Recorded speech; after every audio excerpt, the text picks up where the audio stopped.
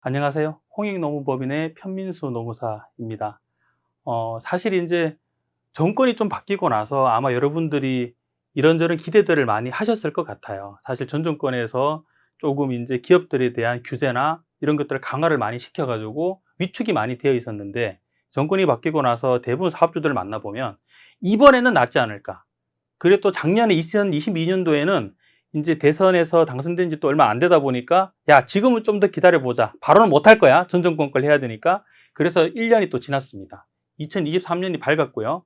그래서 이제 많이 뭔가 바뀌었을까라고 생각을 많이 하실 수 있겠는데, 오히려 지금 위기인 것 같습니다. 무슨 말씀이냐면, 근로감독을 함이 있어가지고 사실 잘 건드리지 않았던 영역입니다. 실제로 이제 포괄임금제나 고정노티제 지금 이야기를 많이 하고 있는데, 지금 정권에서 보겠다고 하는 게 포괄임금제가 공짜 야근을 부추긴다, 뭐 이런 이야기들을 굉장히 언론에서 많이 보도를 하고 있고, 정권에서도 그거에 대한 부담이 또 많다 보니까 최근에도 69시간 뭐 이야기 많이 하고 있습니다만은, 그런 이제 근로기준법 개정안 이런 것들을 많이 내면서 조금은 근로자를 조금 위하는 정책들을 펼치고 있는 상황입니다.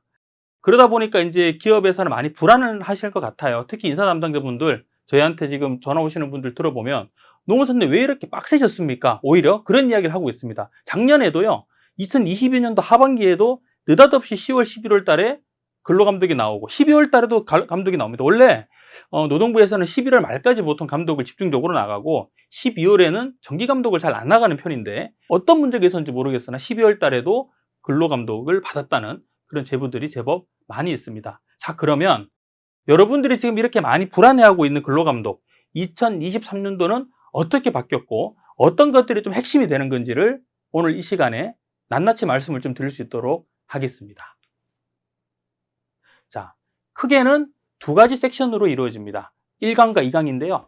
첫 번째, 여러분들이 근로감독을 나는 한 번도 받아본 적이 없어. 받았다 하더라도 아주 옛날에 받았어. 그래서 지금 현재 최근의 근로감독 트렌드는 어떻게 되고 있는지 궁금해 라는 것들을 좀 풀어줄 수 있는 근로감독에 대한 기본 이해, 근로감독이 어떤 내용이고 어떤 거를 좀 조심해야 되고 어떤 특징을 가지고 있는지, 그리고 더군다나 2023년도 고용노동부에서 발표한 근로감독 종합계획을 노동부에서 이제 공개를 하진 않아요. 그래서 이제 내부적인 자료들로 가지고 있는데, 저희도 이제 좀 나름대로 파악을 했던 내용들을, 핵심적인 내용들을 말씀을 드릴 겁니다.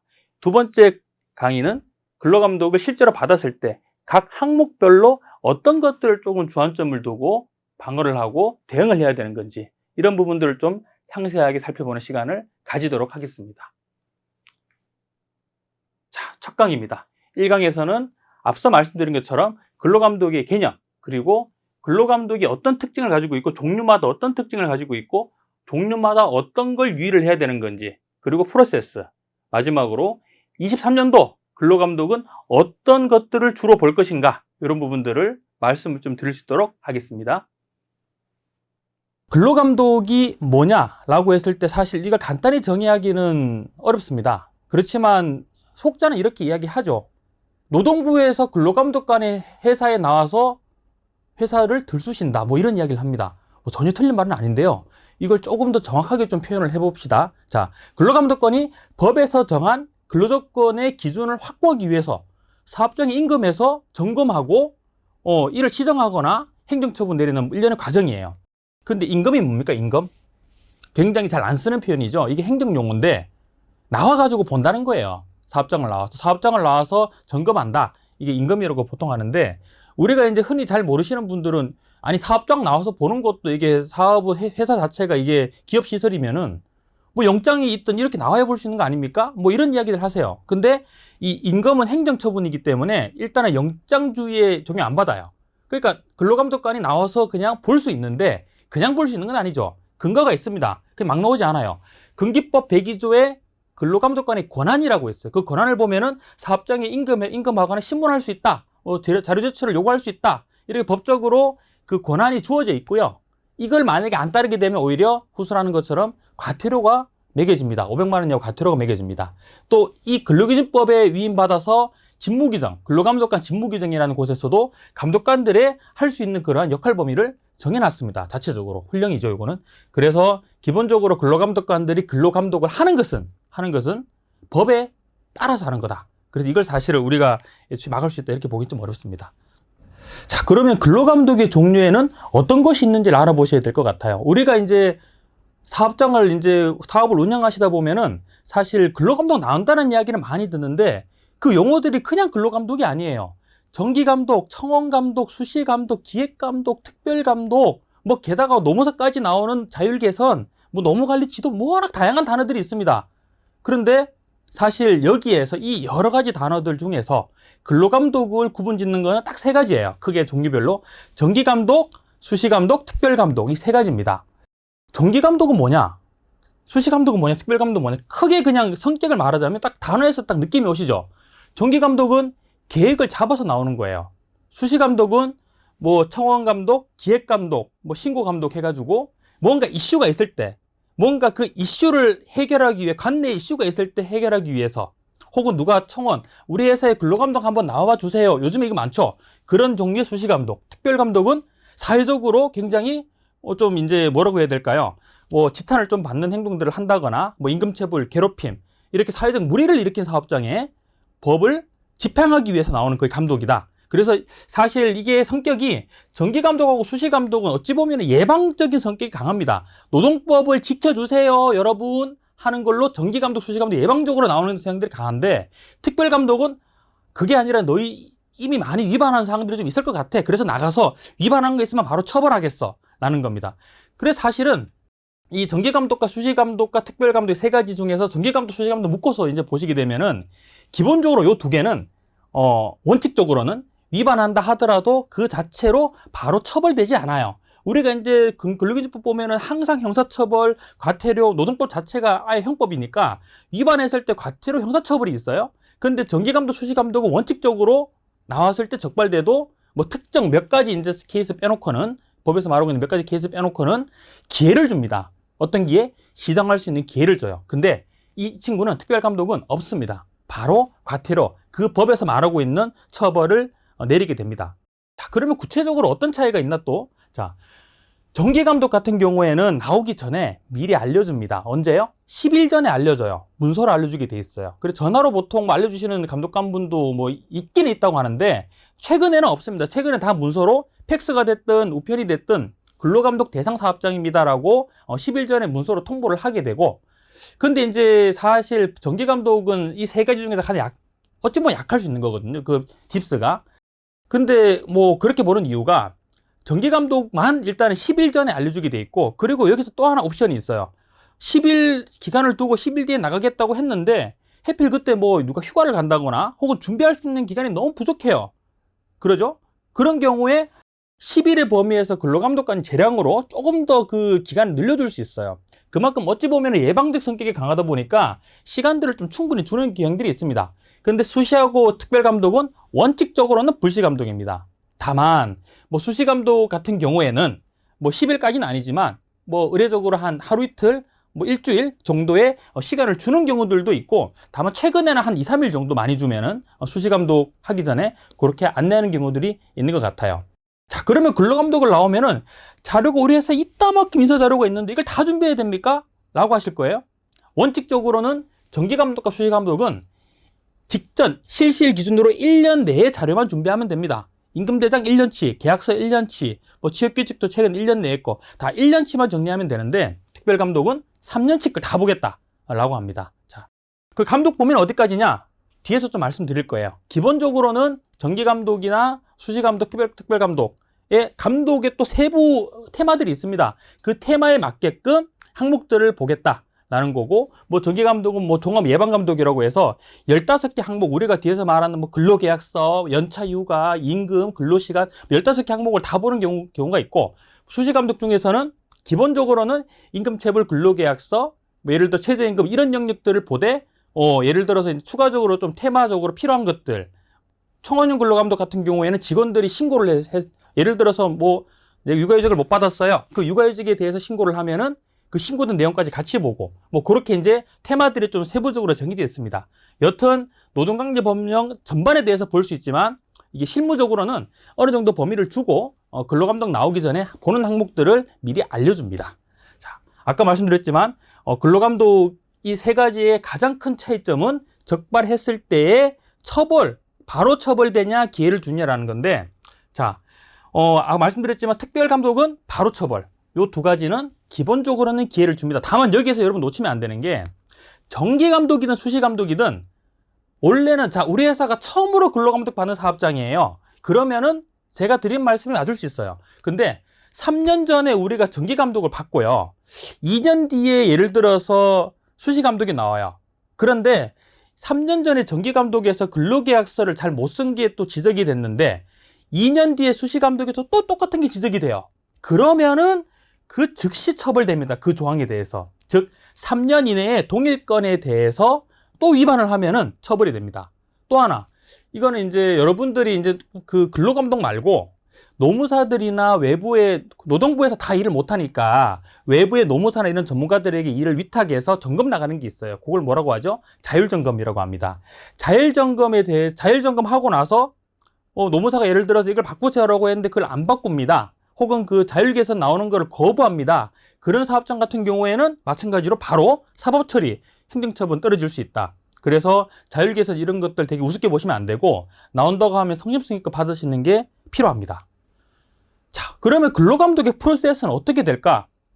이건 어렵게 생각하실 필요 없어요, 여러분. 우리가 예를 들어서 이번에 또 여름인데 여름휴가 간다고 가정해 볼게요. 여름휴가 간다고 하면 뭘 챙겨야 되죠? 계획을 세워야 됩니다. 이번 여름에는 제가 고향이 청도, 경북 청도인데 청도에 있는 부모님 댁을 갈까? 아니면 해외로 갈까? 코로나 때 못 가죠. 뭐 국내 예를 강원도로 갈까? 해외 여행을 갈까? 뭐 국내 여행을 갈까? 이렇게 테마를 정합니다. 즉 어떤 것을 할지, 어떤 것을 우리가 볼지 그 점검 계획을 수립하는데 자, 어느 회사, 어느 업종을 우리가 이제 점검할지 노동부에서 계획을 수립합니다. 보통 이게 연초에 이제 2021년 같은 경우도 근로감독 종합계획이라고 해서 근로감독 계획을 수립을 합니다. 그거에 따라서 정기감독 계획들이 나오고 뭐 수시감독 같은 경우에는 뭐 기획형으로 나가긴 나가지만 연초에 수립하지 않고 수시로 이제 계획들을 수립해서 나가게 되죠. 자, 일단 계획을 수립하게 되고 그 수립한 계획에 따라서 대상 사업장이 선정이 돼 우리 관할에 모 사업장 나가겠다. 이번에는 예를 들어서 뭐 식품 쪽, 제도 쪽을 나가겠다. 그래서 거기 선정된 사업장이 이제 선정이 될 거예요. 그 풀에서. 선정이 되면 이제 뭐 합니까? 감독관들도 준비합니다. 근로감독관들도, 사실 어찌 보면 사람과 사람을 만나는 거고, 그리고 한 번도 안 갔던 회사에 나가서 사실 적발을 해야 돼요. 뭐 적발을 해야 된다, 뭐 그렇지만 법을 잘 지키고 있는지 못 지키고 있는지를 판단을 해야 되는데, 전혀 내용을 모르고 나가서는 속된 말로 부끄러운 거죠. 잘 모를 수 있어요. 그래서 이 사업장에 어떤 문제가 있고, 애초에 언론에서, 그리고 이 사업에서, 뭐 이 사업장에서 만드는 제품이 뭐고, 직원 수는 얼마나 되고, 이런 것들을 내부적인 시스템을 통해서 다 확인을 합니다. 다 확인을 하고, 그리고 어디에 언제 나갈까, 이런 것까지도 그 사업장과 조율을 다 합니다. 그래서 쉽게 말해서 점검 나가서 구체적으로 어떻게 할 것인지 조율을 다 하는 거죠. 그렇게 조율해서 준비를 다 한 다음에 이제 점검을 나가게 됩니다. 점검 나갔을 때 우리 근로감독 받아보신 회사에서는 뭐 아실지 모르겠는데 감독관이 뭐 어떤 거 들고 옵니까?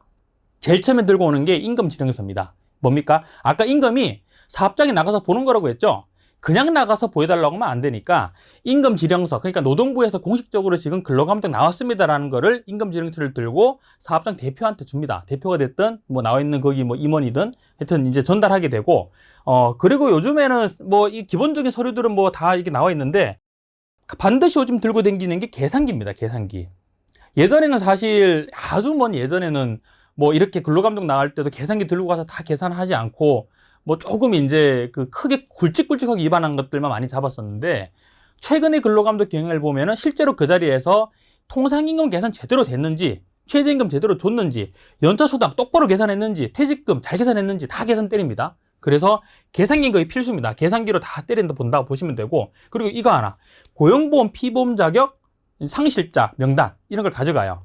그러니까 우리가 일용직 같은 경우는 사실 이렇잖아요. 우리 회사에서 50명이 있는데 직원 수가 근로감독이 나왔는데 우리 회사는 5명밖에 없어요. 이렇게 말하고 그날 다 출근 안 시킬 수도 있잖아요. 그렇기 때문에 이 회사에 실제로 몇 명이 있는지 고용보험에 가입된 인원수를 명단을 가지고 오기도 합니다. FM대로 하면은. 근데 이게 FM은 맞는데 과거에는 FM대로 많이 안 하셨던 분들도 좀 계셨어요. 워낙 일이 많으시다 보니까. 근데 최근에는 근로감독관도 많이 좀 전문성이 많이 강화가 되고 많이 또 채용을 하기 때문에 이런 부분들 FM대로 하는 사례들이 왕왕 많이 늘어나고 있습니다. 자, 그렇게 해서 이런 이제 그 기본적으로 이런 현황들을 좀 이제 가지고 점검을 하겠죠. 뒤에 나와 있는 것처럼 여러 항목들을 점검을 할 텐데, 여기에서 여러분들 조금 과거하고 좀 달라지는 부분들이 있어요.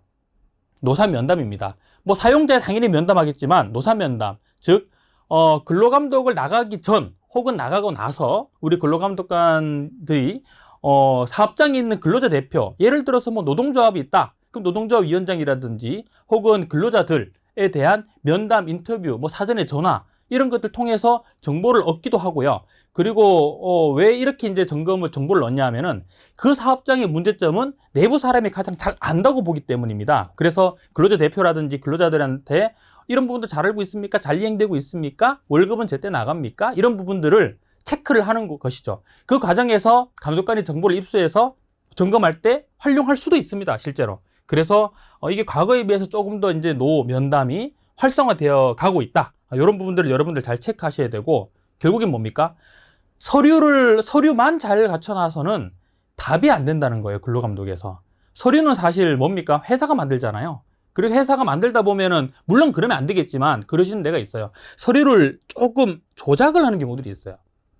이거는 엄연히 말하면 위법이에요. 위법행위인 거고, 아주 큰일 날 행동입니다. 그런데 그럼에도 불구하고, 뭐 아무도 모르니까 그냥 그렇게 할 경우들이 있는데, 이제는 드러날 수 있다는 거죠. 근로자 대표, 우리 주 52시간 충분히 넘는데요? 그런데 근로시간 대장은 하루 8시간씩 깔끔하게 딱딱 떨어져 있어요. 그러면 의심을 하고 면담 인터뷰한 내역 가지고 이 자료의 진위 여부 다 파악하기도 하고요. 뭐 예를 들어서 근로시간이면은 PC, 키고 끈 시간, 온오프 기록 다 제출해라. 그렇게까지 하기도 합니다. 여튼 그렇게 실질을 가지고 많이 따지게 된다. 그렇게 해서 이 점검을 하고 나면은 이제 대망의 확인서를 쓰는 시간이 옵니다. 이거 마치 우리가 뭐 잘못했을 때 반성문 쓰는 것 같이 확인서라고 있어요. 그러니까 이제 그게 뭐 반성문이라고 표현해서 죄송한데, 확인서에는 잘못한, 그러니까 노동법 위반했던 사항들에 대해서 근로감독관이 예를 들어서 뭐 위반 법조문, 위반 내용들을 쓰고 그 담당자, 그 근로감독을 응대하는 담당자, 보통 임원급들입니다. 그 서명을 받게 되는데, 그 확인서를 받는다는 의미는 뭐냐면은 회사도 위반 사실을 인정한다라는 거예요. 그래서 이 확인서를 가지고 또 법위반 증거들을 가지고 감독관이 돌아가서 위반 사항들에 대해서 시정명령을 내리게 되는 거죠. 근데 이게 한 2019년 정도인가요? 그때부터 근로감독과 종합계획들이 조금 바뀌게 나온 게 뭐냐면은 강평을 하는 거예요. 물론 예전에도 강평을 할 수 있었는데, 지금이야말로 이제 강평 제도가 작년부터 제대로 이제 조금 활성화됐다고 볼 수 있는데, 결과에 대해서 우리가 수검을 했어요. 점검을 받았는데 근로계약서도 안 쓰고 연차수당도 안 준 것 같고 뭐 이런 게 많아요. 그런데 그냥 돌아가 버리면은 회사만 믿고 돌아가기에는 이 감시 시스템은 매우 이건 뭐 미약하다. 그렇게 보기 때문에 근로자 대표하고 다시 한번 면담을 해서 이런 사항들이 위반됐으니까 알고 계세요. 그러면 내부적인 감시가 될 거지 않습니까? 그래서 강평을 하게 돼 있습니다. 점검이 끝나고 나면은 근로감독 결과에 대해서 보고를 하게 되는데, 점검하고 나서 3일 이내에 우리 노사누리라는 이제 내부 시스템에 올리고 보고하고 이제 거의 정리를 하게 됩니다.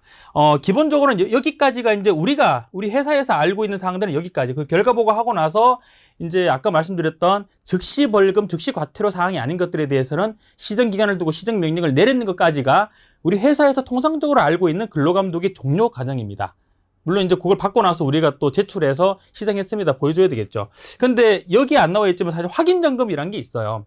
우리 근로감독을 하면서 확인점검은 아까 말씀드렸지만 서류만 샘플로 한 몇 가지 이행한 걸 내게 되면 근로계약서 다 수정하라고 했는데, 보통 이제 그게 물리적으로 안 되니까 한두 개 정도 샘플을 받습니다. 그런데 실제로 2명에 대한 근로계약서만 바꾸고 나머지 전 직원 거 다 안 바꿀 수도 있는 거지 않습니까? 그래서 원래는 확인점검, 뭐 근로자한테 전화를 하기도 하고요. 혹은 사업장에 다시 한번 나가서 볼 수도 있습니다. 근데 이 과거에는 확인점검까지는 많이 안 하셨던 케이스가 많았는데, 최근에는 이 확인점검을 하는 케이스도 있습니다. 그래서 예전에 보니까 노무사님 저희 노무법인 연락이 와가지고 그 근로감독을 했는데 감독관님이 또 안 나온다는데요? 왜요? 확인점검한다고. 그거는 잘못된 게 아니에요, 여러분. 나올 수 있는 거예요. 그래서 가급적이면 계산하면서 한두 명 샘플을 급하게 하는 건 좋으나 하면 시정을 받은 사항들은 다 완벽하게 개설을 해 놓으시는 게 필요합니다. 확인 점검이 나올 수 있기 때문에요. 자, 여기까지가 기본적인 프로세스인데요. 자, 이런 테마별로 조금 중요한 사항들 거 한번 보겠습니다. 많은 궁금증이 많으신 사항들이에요. 첫 번째, 아까 제가 말씀드렸죠. 확인서. 제가 서두에도 말씀드렸는데 이 확인서는 매우 중요합니다. 왜냐? 회사에서 근로감독의 내용을 인정한다, 결과를 인정한다라는 거기 때문에 이걸 가지고 시정명령을 내리면 사실 빼박캔트인 거죠. 자, 그래서 점검이 끝나고 나면은 반드시 근로감독관이 이런 확인서를 받게 되는데 뭐 이런 형태입니다. 뭐 이런 위반 사실이 있고 어떤 내용들을 위반했으니까 당신 여기 서명하세요 라고 해서 확인서를 이렇게 쓰게 되는데, 보통은 이렇게 출력해서 쓰기보다는 그 자리에서 이렇게 그 자필로 써가지고 서명을 받는 경우들이 좀 더 많습니다. 여튼 이런 확인서를 쓰고 싶지가 않은 게 일반적이죠. 왜냐? 내가 수검받는 담당자인데 아까 그 케이스처럼 내가 괜히 서명했다가 이게 위반한 걸 인정을 하는 순간 이제 노동부에서는 시정명령을 내릴 거 아닙니까? 그러면은 내 잘못처럼 되니까 싫은 거예요, 쓰기가. 이게 안 쓸 수가 있습니까?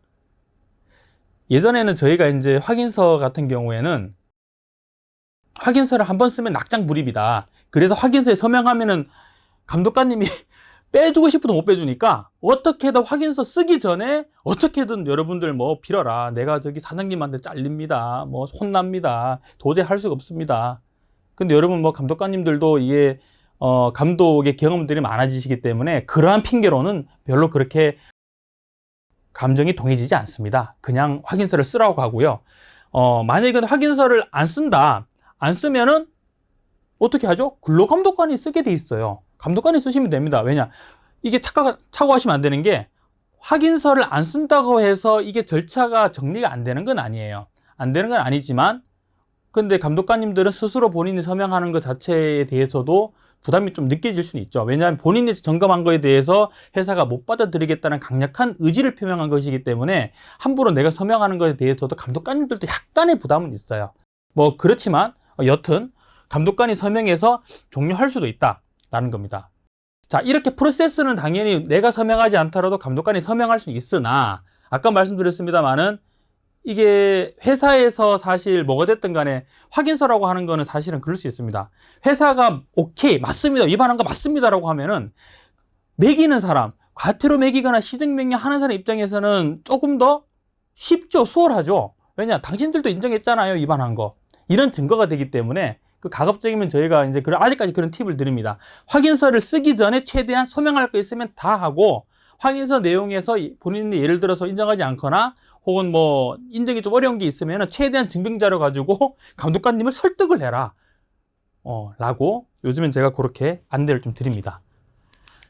자, 확인서 외에 점검이 나왔는데 서류를 가져오라고 합니다. 자, 근로감독 나오기 전에 여러분들 서류 쫙 깔아놓거든요. 요청자료 리스트를 주면 거기 깔아놓게 돼 있는데 뭐 깔아놓으시고 이제 보시게끔 안내를 다 해드려야 되는데, 근데 서류를 안 내고 싶은 게 있어요. 뭐 크리티컬한 게 있을 수 있죠, 회사 입장에서는. 저도 이제 회사 자문만 10년 가까이 하지만 모든 서류가 아무리 잘하고 있다 하더라도 오기티라는 게 있습니다. 털어서 먼지는 무조건 나오기 마련이죠. 그 서류들을 사실 안 내고 싶어요. 근데 근로감독관님이 그걸 내라고 안 하면 안 낼 수도 있겠죠. 예를 들어서 요구하지 않으면. 근데 요구를 해요. A라는 서류 가져와요. 박땡땡 씨의 연차 휴가 신청서를 다 가져와 보세요. 예를 들어서. 근데 있는데 안 내고 싶어요. 안 낼 수 있습니까? 여러분, 이거는 더 문제가 돼요. 확인서는 근로감독관이 서명하고 끝나지만 이거는 자료 제출 요구서라는 걸 줍니다. 거부했을 때. 근데 그걸 또 싫다고 해요. 그러면은 자료 제출 거부 확인서를 쓰게 해요. 그거 쓰는 순간 과태료 나오는 거죠. 그래서 제가 추천드립니다만은, 그거는 이미 자료 내라고 하는 거는 협조를 하셔야 됩니다. 그래서 이거는 막을 수 있는 방법이 없다. 왜냐? 근로감독관은 근기법 102조에 따라서 임금할 수 있는 권한이 있고, 그리고 13조에 따라서 요구가 있으면은 필요한 사항에 대해서 보고하게 돼 있어요. 우리 그 사업장이나 근로자 같은 경우에는. 그렇기 때문에 이런 법률 조항에 따라서 위반하면 500만 원이나 과태료가 있기 때문에 하실 수밖에 없는 거예요. 자, 이런 식으로 자료 제출 요청서를 보내고 우리는 여기에다가 서명을 하게 되었습니다. 나는 왜 이런 이유로 자료를 안 냈습니다. 이런 식으로. 근데 실무적으로 이런 케이스들은 많지는 않습니다. 그러죠? 여기까지 가는 거면 조금 이제 싸워보겠다 뭐 이런 거기 때문에 조금 심사숙고하실 필요가 있습니다. 자, 정기감독 면제. 이거는 교재에도 이렇게 나와 있는데요. 정기감독 면제 사유는 9가지 정도가 돼요. 뭐 대표적으로 노사문화 우수기업이 된다거나, 뭐 남녀 고용평등 우수기업, 뭐 여성 근로자 많이 이제 많고, 뭐 이제 모성보호제도를 잘 갖춘 기업들, 혹은 예를 들어서 뭐 근무 혁신 인센티브 제도, 혹은 3년 내에 또 정기감독 받은 사업장, 이런 경우들은 기본적으로는 그 3년 기간 동안 정기감독이 면제가 됩니다. 자, 근데 여러분, 정기감독이 면제된다고 했지 수시감독, 특별감독이 면제된다는 게 아니에요. 그래서 예를 들어서 내가 작년에 정기감독을 받으면 3년 동안 정기감독은 안 나올 수 있으나 수시감독, 누군가가 뒤에서 말하는 그런 이제 직원들이 우리 회사에 뭔가 문제 있어요. 나 육아휴직 못 썼어. 연차 못 썼어. 신고하면은 청원형 근로감독은 수시감독이기 때문에 나올 수 있다는 거죠. 그런 케이스가 있고요. 그래서 감독 종류를 잘 아시고 정기감독 면제됐다고 해서 너무 편안하게 계시면 안 된다는 겁니다. 오히려 독이 될 수 있어요. 준비를 안 했기 때문에. 자, 그리고 정기감독하고 수시감독인 경우에는 기본적으로 법을 위반하게 되면은 형사처벌 과태료 원래 없다고 제가 말씀드렸어요. 그러죠. 바로는 안 매겨진다. 근데 3년 내에 동일한 거 걸리면 매겨진다.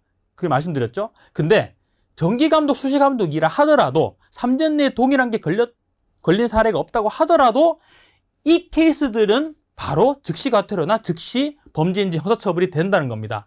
예를 들어 사업주가 성희롱 하는 경우, 성희롱이 접수가 됐는데 조사를 안 한 경우, 예를 들어서 뭐 기간제 단시간 근로계약서 안 쓴 경우, 이런 경우들은 적발되는 순간 바로 과태료예요. 기회 안 줍니다. 시정명령 안 줘요. 과태료 바로 나옵니다.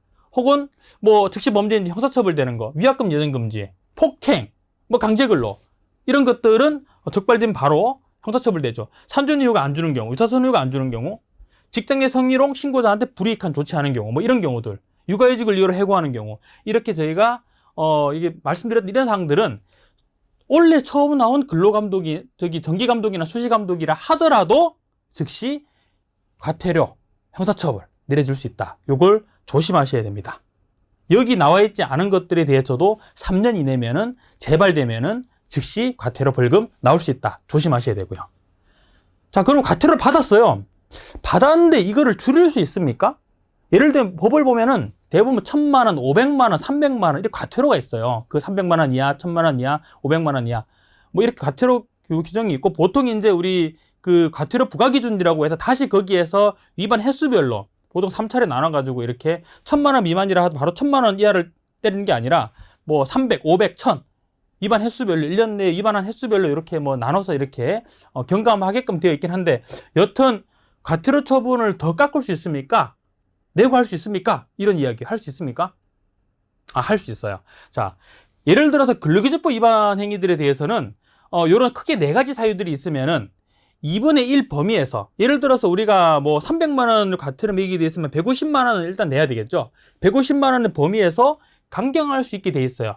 뭐 사소한 부주의나 오류, 이것도 감독관이 인정해줘야 되는 거고, 뭐 시정하려고 하기 노력들이 있는 경우, 뭐 근데 혹은 뭐 자연재해, 뭐 천재지변처럼 뭐 재산의 현저한 손실이 발생해서 사업장한테 이거 부담시키기 조금 이제 애매한 경우, 뭐 이런 경우, 혹은 뭐 위반 행위의 정도나 동기, 결과 이런 걸 따져봤을 때 과태료 그대로 매기는 게 조금 부당하다 생각되는 것들에 대해서는 2분의 1의 범위에서 줄여줄 수 있다. 자, 근데 여기에서 2분의 1 범위니까 2분의 1이 아니라 뭐 3분의 1을 깎아줄 수도 있어요. 그죠? 2분의 1 범위에서 깎아줄 수 있으니까. 근데 확실하게 근로감독에서 적발이 되고 나서 예를 들어 과태료, 즉시 과태료가 매겨졌을 때 확실히 2분의 1을 깎아주는 게 있어요. 뭐냐면은, 자, 시정명령 받은 날로, 사전통지 받은 날로부터 10일 이내에 시정한 경우, 빠르게 시정하는 거죠. 여기 들어가는 거죠. 뭐 시정하거나 해소하기 노력한 것이 인정되는 경우에 조금 더 세목으로 감독관 직무규정 내용을 보면은 10일 이내에 개선하는 경우, 빠르게 개선하면 절반까지 깎아준다, 이런 말입니다. 근데 여러분, 항상 이런 거는 이 어미에 조심하셔야 됩니다. 감경한다가 아니죠, 여러분. 부과할 수 있다, 그리고 감경할 수 있다라는 겁니다. 그래서 이걸 착오하셔가지고 내 10일 내에 다 위반했는데 왜 안 깎아줘요? 그러면은 감독관님은 내 맘이야 라고 할 수 있는 거예요. 규정상으로. 혹시 감독관님이 제 교육을 보시게 되면은 그래도 조금 깎아주십시오.